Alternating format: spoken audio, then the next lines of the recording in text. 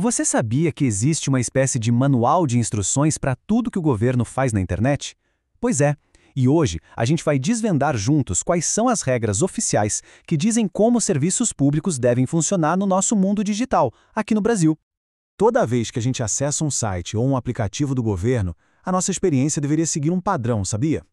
A grande questão que vai guiar a nossa conversa aqui é justamente essa. Afinal, o que a lei exige de verdade dos serviços públicos que estão na internet? E é exatamente isso que a gente vai fazer agora. Vamos mergulhar nessas diretrizes e traduzir o que a lei diz para o nosso dia a dia. A ideia é que todo mundo consiga entender o que a gente pode esperar e, mais importante ainda, o que a gente pode e deve cobrar do governo na internet. Ok, vamos lá. Antes da gente falar dos serviços em si, a gente precisa entender uma coisa que vem antes, que é fundamental. Quem é que toma as decisões? Quem define os rumos da internet no país?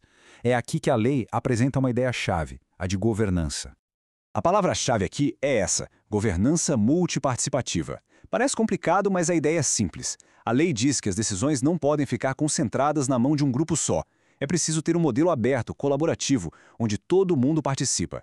Ou seja, as regras do jogo digital têm que ser criadas em conjunto. E quem é que participa dessa conversa? A lei é bem clara, ela define 4 pilares. Tem o governo, claro, mas junto com ele precisa estar o setor empresarial, que são as empresas que criam as tecnologias, a sociedade civil, que no fundo somos nós, as pessoas que usam a internet, e a comunidade acadêmica, que entra com a pesquisa, com o conhecimento. A ideia é que o futuro da internet seja uma construção de todos nós. Certo. Agora que a gente já entendeu quem define as regras, vamos ver o que isso significa na prática, para os serviços que a gente usa no dia a dia. O que a lei diz sobre a qualidade daquilo que o governo nos oferece online. Olha que interessante isso. A lei basicamente ataca aqueles problemas que a gente já conhece bem. Sabe aquele site do governo que não funciona direito no celular? Então, a lei exige compatibilidade total. E aquela informação super confusa, difícil de achar? A exigência é clareza, facilidade de uso. E talvez o mais importante de tudo. Se um serviço não é acessível para pessoas com deficiência, ele simplesmente está fora da lei. O foco é resolver a nossa vida. E os objetivos vão muito além. A lei fala em um atendimento integrado para a gente não ter que ficar repetindo a mesma informação em vários órgãos diferentes. Fala também em acesso por vários canais. E mais, a tecnologia tem que ser usada para fortalecer a participação das pessoas. E tem um detalhe bem técnico, mas muito legal. A informação precisa ser fácil de entender para nós, humanos, e ao mesmo tempo organizada de um jeito que os computadores também consigam ler e processar. Bom, tudo isso é muito bonito no papel, mas para acontecer de verdade precisa de uma base técnica muito sólida por trás, não é? Então, o que a lei fala sobre como essa infraestrutura digital do governo deve ser construída?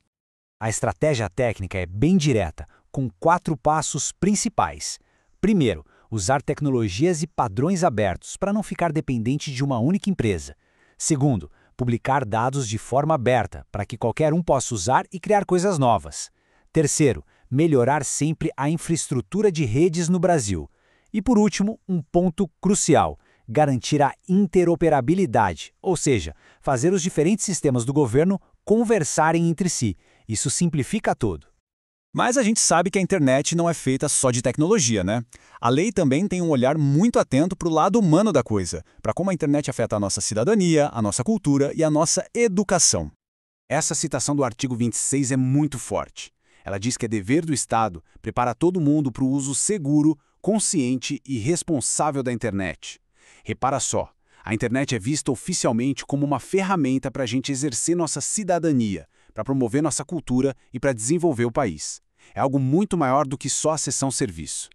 E para que essa sociedade digital mais justa saia do papel, a lei aponta 3 caminhos claros para o poder público. Primeiro, promover a inclusão digital, para ninguém ficar para trás. Segundo, trabalhar para diminuir a diferença de acesso à tecnologia entre as várias regiões do Brasil. E terceiro, um ponto essencial, incentivar a produção e a circulação de conteúdo feito aqui, conteúdo nacional.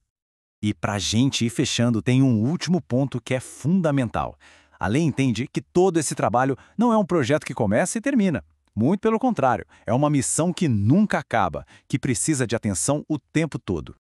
É exatamente isso. O artigo 28 deixa bem claro que o Estado tem a obrigação de tempos em tempos, parar, estudar e definir novas metas, novas estratégias e novos planos para o futuro da internet no Brasil.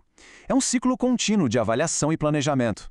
E tudo isso nos traz a uma reflexão final. A gente acabou de ver o que a lei determina, a visão de futuro que ela desenha para a nossa internet. A pergunta que fica no ar para todos nós é: como é que a gente pode acompanhar de perto e ajudar a garantir que todas essas diretrizes tão importantes saiam do papel e se tornem de verdade a nossa realidade digital?